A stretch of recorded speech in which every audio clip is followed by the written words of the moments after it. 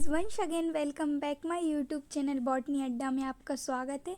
तो जैसा कि मैंने आपको कहा था, मैं आपको हैंड राइटिंग नोट्स प्रोवाइड करूंगी। तो आज मैं आपको बीएससी थर्ड ईयर बॉटनी का फर्स्ट पेपर लेकर आई हूँ, यूनिट फर्स्ट, जिसका टॉपिक है डिफ्यूज़न मीन्स विसरण। तो सबसे पहले मैं आपको विसरण का इंट्रोडक्शन दूंगी, होता क्या है विसरण। उसके बाद मैं आपको उसकी डेफिनेशन बताऊंगी, उसके बाद हम आगे पढ़ेंगे, ठीक है। तो चलिए स्टार्ट करते हैं। डिफ्यूज़न मीन्स विसरण। जब गैस या भाप से भरी बोतल के ढक्कन को किसी कमरे में खोला जाता है तो गैस या भाप के अणु तेजी से पूरे कमरे में समान रूप से वितरित हो जाते हैं। जब गैस या भाप से भरी बोतल को किसी आप कमरे में रूम में खोलते हैं तो उसके अणु जो होते हैं वो पूरे कमरे में एक समान रूप से फैल जाते हैं। जैसे कि फॉर एग्जांपल इत्र की जब आप शीशी को जब आप कमरे में खोलोगे तो उसकी पूरी स्मेल कमरे में आने लगती है।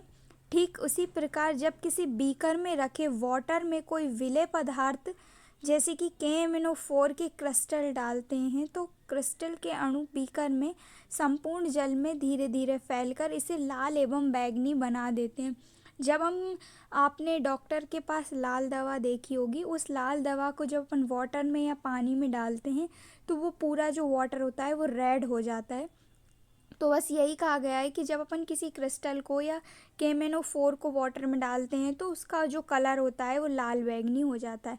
बस गाइज, इसी को अपन डेफिनेशन में कन्वर्ट कर देते हैं। इस प्रकार पदार्थ के अणुओं का अधिक सांद्रता वाले भाग से कम सांद्रता वाले भाग की ओर प्रवाह या गति का होना डिफ्यूज़न या विसरण कहलाता है। जब पदार्थ के अणु का अधिक सांद्रता वाले भाग से कम कंसंट्रेशन वाले भाग में प्रवाह या गति का होना विसरण कहलाता है, ठीक है।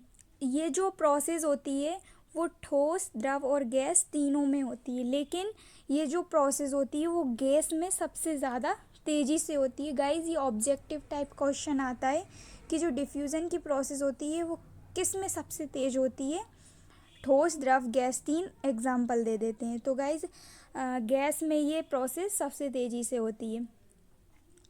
उसके बाद है जो विसरण करने वाले आयन या अणुओं में एक प्रेशर होता है जिसे डिफ्यूज़न प्रेशर कहते हैं। ये जो आयन होते हैं या अणु जो होते हैं उनमें एक प्रेशर होता है जो विसरण करते हैं, उन्हें डिफ्यूज़न प्रेशर कहते हैं। विसरण की क्रिया हमेशा अधिक प्रेशर वाले क्षेत्र से कम प्रेशर वाले क्षेत्र में होती है, ठीक है। अब इसके बाद ग्राम्स लॉ के अकॉर्डिंग विसरण की जो दर होती है वो विसरित होने वाले पदार्थ के घनत्व डेंसिटी के वर्गमूल के व्युत्क्रमानुपाती होती है।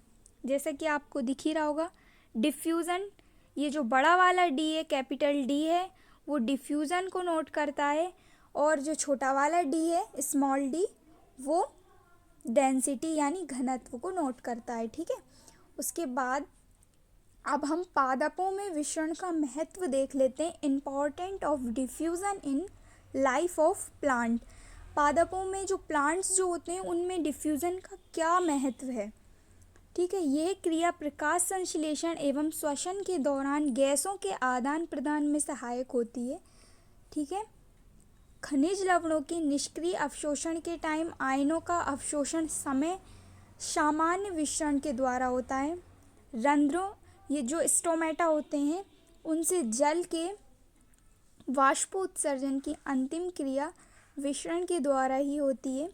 भोज्य पदार्थों का स्थानांतरण भी विसरण के द्वारा होता है। तो यदि एग्ज़ाम में विसरण टॉपिक आता है तो आप इसको इतना भी लिखते हैं तो आपको फुल मार्क्स मिल जाएंगे।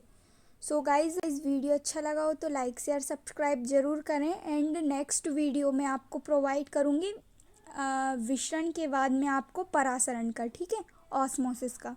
तो मिलते हैं नेक्स्ट वीडियो के साथ।